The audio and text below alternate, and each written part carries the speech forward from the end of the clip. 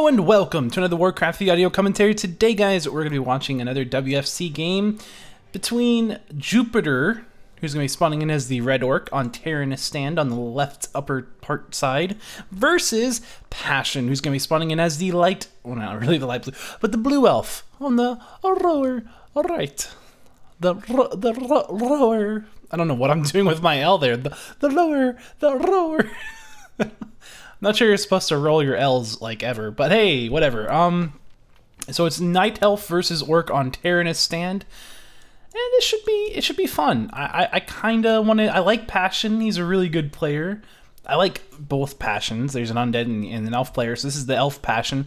I like both of them, but I really like the elf player, and I'm ready to see some orc versus elf action. It's been a little while since I've seen that, so maybe you guys are ready for some of this too. We'll find out. Let's see. The Blade Master is going to be picked up for Mr. Jupiter versus the Demon Hunter. So, he's going to be seeing a nice little wisp scout coming out towards the middle of the map. Probably going to come up here, maybe. I'm guessing. Do you need to scout an orc player as a night elf player? I would say you should probably do it. I think they're probably going to be doing the same thing. I don't know, but it's a good idea.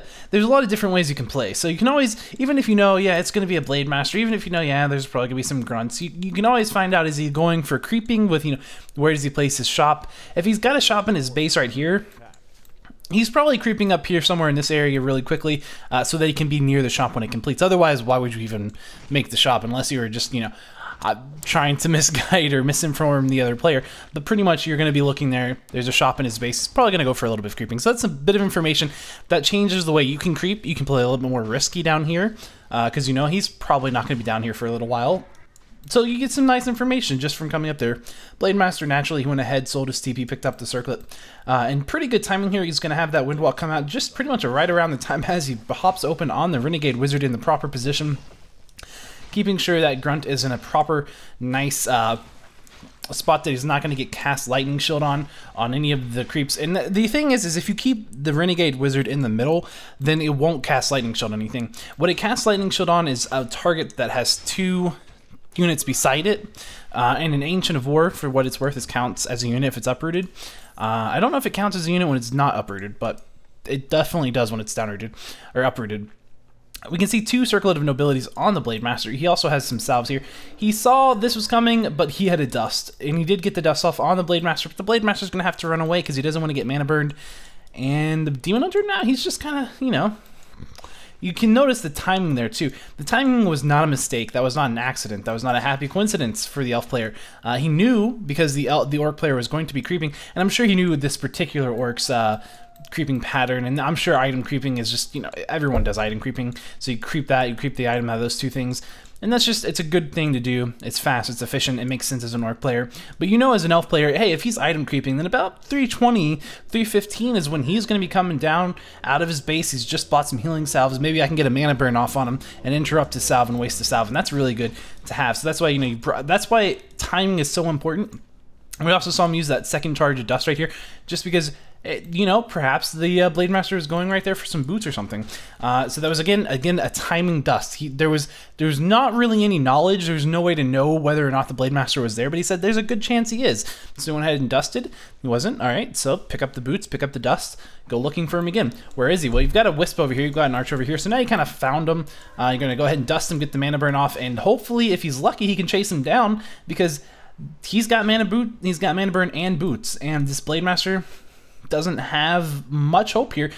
He's going to be able to get 1 Windwalk off here, and that is going to be his saving grace. He's going to try to Windwalk down here into this shop and kick up a pair of boots that will allow him to easily get away, but he's going to, is he going to be able to manage it? He bought the dust. Ooh, that's pretty smart too. He didn't go for the boots, he went for the dust. That's clever, because if you go for the dust, that means that your opponent can't use the dust on you. Now he's going to try to get this archer in over here. Can he get the block? It's maybe going to happen. Yeah, he's going to definitely get the block with the archer. That was a great Moonwell. Also cool that Moonwell is right here this close to creeps. Don't aggro them.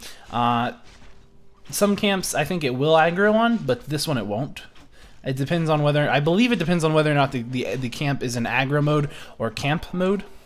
and this one happened to be in the right mode. Will he go for a cancel? He will go for a cancel to get that Blade Master, or the Demon Hunter, out of there. The Blade Master, of course, he's just going to keep on trying to chase down, do some damage, do some harass, and that was what that was. I like this particular defensive building base that the elf player has in style. It's going to have enough room right here he can run a unit through, but he can also put the Ancient of War right here. This is a pretty common practice, but it's nice to have, and it's really useful in the early game against the Orc player. If the Orc player gets that upper hand on you and starts harassing at your base, it's good to have. The Orc player is going to come down here. He's going to say, let's, at this Goblin Merchant, go ahead and try to creep it out a little bit. And why are you wanting to creep it out? Well, there's a lot of good reasons for this. You want to steal XP from your opponent's map, side of the map, really, because when you can split the map down the middle, and you can say, okay, this is my side and this is my opponent's side, and if we both creep out our sides, who got that? It looks to me like it was definitely the Blade Master, yeah. And he does have boots now as well, so that's good for him. But it looks like the item went to the Demon Hunter, a nice lightning wand shield. Wand of lightning shield. So yeah, we see, I believe, one grunt going down, and that was an archer that kind of got staffed back to base, which is always good to do. You don't want to give any XP to this Blade Master. It's not really what you want to be doing. But again, just going back to the idea of talking about splitting the map into two. Oh, Torn Chieftain. That's fun. And he's kind of expecting dots. It's been looking like a dot strategy if you have the Blade Master or the Beast Master second. You know, that particular base build where it's like, yeah, it's really defensive. That means you're kind of teching, and you don't have units, so you have to have some kind of base defense there. So all those things, little indicators that, yeah, it's going to be dots. Interesting things, but the important thing about dots is that if you have a Torn Chieftain, you have a really nice counter. Now, Orc players have kind of, I don't even know what I would call it, but they've had an interesting meta shift, I think, against, and again, here you can see the 3-unit idea. You had the 3 units there, you had the archer, and then the 2 quill beasts, and the one in the middle is the one that got lightning shielded. And here, that I couldn't even tell you why. I don't know. I don't know what happens with the AI after the first lightning shield, but I know the first lightning shield comes from 3 units in a row. And after that, I don't know what that was. So I'm not even going to say anything. Is he going to be able to kill this Druid Talon? Yes, Druid of the Talon, he will. Blade Master doing a lot of work over here, just did a lot of damage. If that Blade Master hadn't been there, chances are that would have went a lot better for the elf.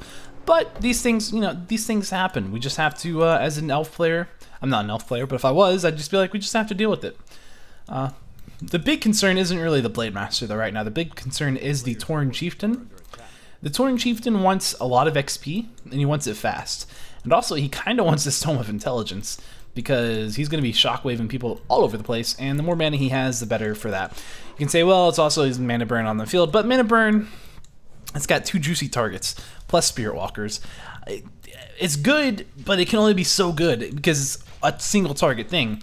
And down here, again, he's just, again, this Orc player, he's saying, I really want to be aggressive about creeping on the elf player side of the map while I can, so that whenever there's a point when I can't necessarily control the map, I can just go back to my side of the map and start creeping, because, you know, that's nice. But again, and that's one of the things about dots. They're not super strong right at the early game right now. You know, they need Cyclone, which I don't know, they might have by now. No, not quite.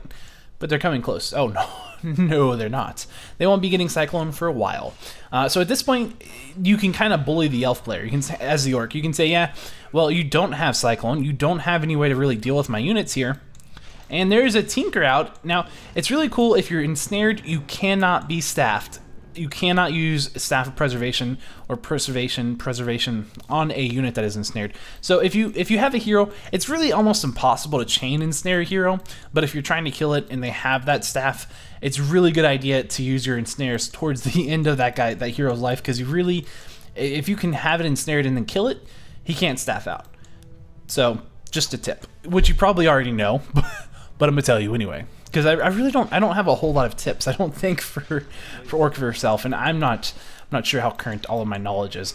But general game stuff like map control is really important. You can see how it's really paid off. As the elf player has started to build up his army, he's got the third hero out. Now he can kind of push out a little bit. He's still not at the point he doesn't have Cyclone. If he had Cyclone, then he would be dangerous. He's got Cyclone right now, and he's gonna have to be really careful about not losing that Blade Master, because if he turns around and Cyclones and surrounds that Blade Master, he's in a bit of trouble. However, here comes the Orc's army. So that was good timing by the Orc player. And again, usually when you say, oh, that was good timing, a lot of times the player knew in advance roughly when the Cyclone was going to finish. So he roughly knew how much time he had, you know, to get his army down there, to get his hero into position. Good players usually aren't taking massive risks like that. They usually have a decent idea of what's going on with timing, and timing is so very important. Of course, item choice is also really important. This fight is going really well for the Orc player. He's just not losing much of anything, and these elf heroes are in a lot of trouble. You can't do a whole lot about the dots in this matchup, or you can't do a lot to keep the dots alive in this matchup necessarily, and you can't really worry too much about killing them. Killing them's nice, it gives you experience, but they're so cheap you can just like mastery make them really easily. You really want to focus on getting those heroes down when you can. I mean, obviously killing the dots it's helpful, it gives you a lot of advantage in the fight when you overwhelm your opponent with just sheer size. But if you're getting those hero levels, if you're getting those heroes weak, then they can't be in there. You know, these guys aren't doing that much damage. They do 11 to 13 magic damage. The big damage dealer here is going to be Demon Hunter with 27 to 49 plus 10 and Orb of Venom.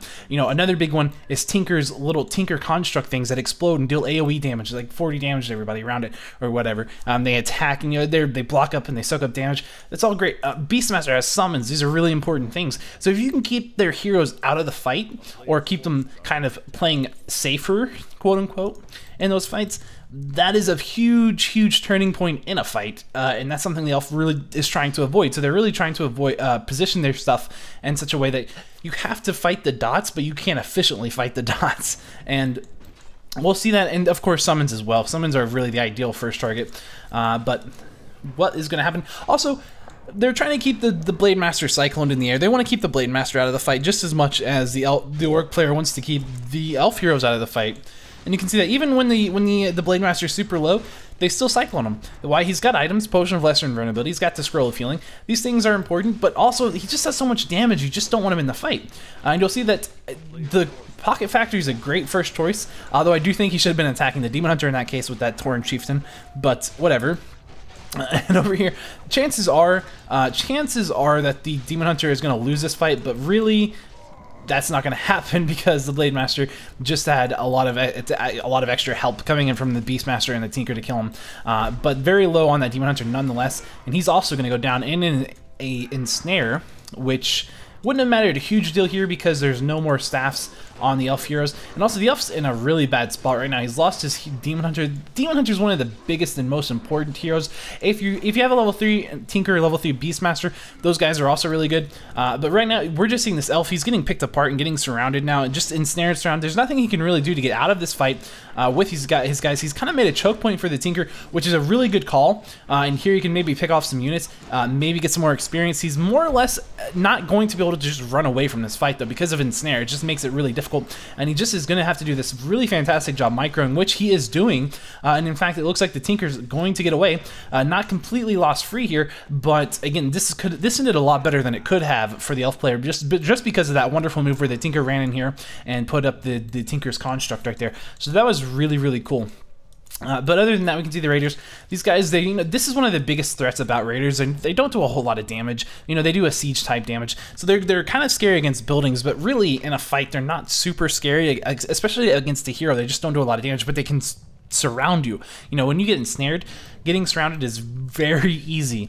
You have to really micro to get yourself out of that position. Another thing that's really cool about this wall type way of building against Orc players is not only that it kind of gives you a nice choke point, which is super useful with dots, but also that it makes it a lot harder for those Raiders to kind of tag up and surround a building, and it becomes a lot less efficient for Raiders to start attacking buildings like that. Unfortunately, the altar does still go down, but you can see how much faster the moon was going down once that altar was out of the way, and they could kind of surround and kind of fall in onto the moonwell just like that, and that's definitely a bigger concern. So Raiders, if the Orc player gets the advantage with a bunch of Raiders and they can actually go to your base, that's a pretty big deal. I mean, he just lost an altar and 2 moonwells. Now the Orc player did TP out, which is 350 gold, but the Orc player is over here, and it looks like we missed a Sapper attack on this Great Hall, which is unfortunate, but hey, Would have been nice to see it, but we can kind of tell that's obviously what happened.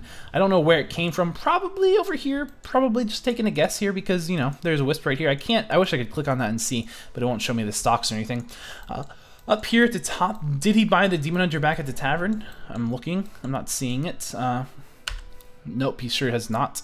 If you hit F11, you can switch player point of views. Pretty useful key in replays. Does he have the ability? He doesn't even have the ability because he doesn't have enough food right now. His supply capped because he lost those 2 Moonwells.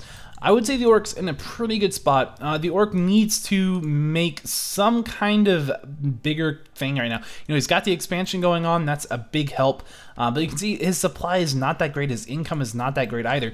He's sitting pretty low. And again, the Elf is sitting fine, but he's just not sitting as well as the Orc. And it looks like this could be a devastating final push. The Elf could, in theory, if he can get to that shop right here, maybe does he have the resources to buy that Demon Hunter before this Moonwell goes down? Doesn't look like he did. That's pretty much good game. Yeah. And Passion's going to say there was a bit of oblag.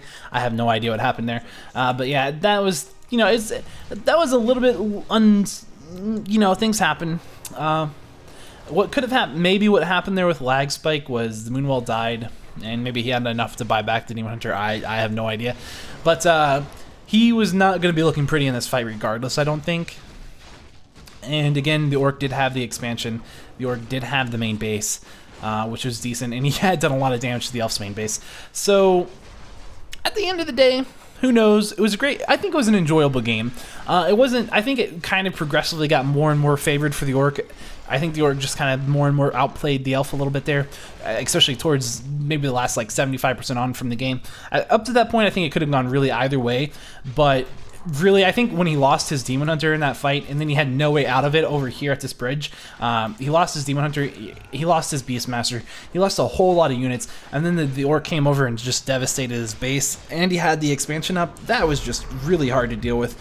But that's the game. Thanks for watching, everyone. I will definitely see you guys again next time, which will probably be tomorrow as well, because I'm trying to go for a 1 video a day schedule. We'll see if I can stick to it. I've never really been able to before, but I think I can this time. So thanks for watching. I'll see you next time. Goodbye!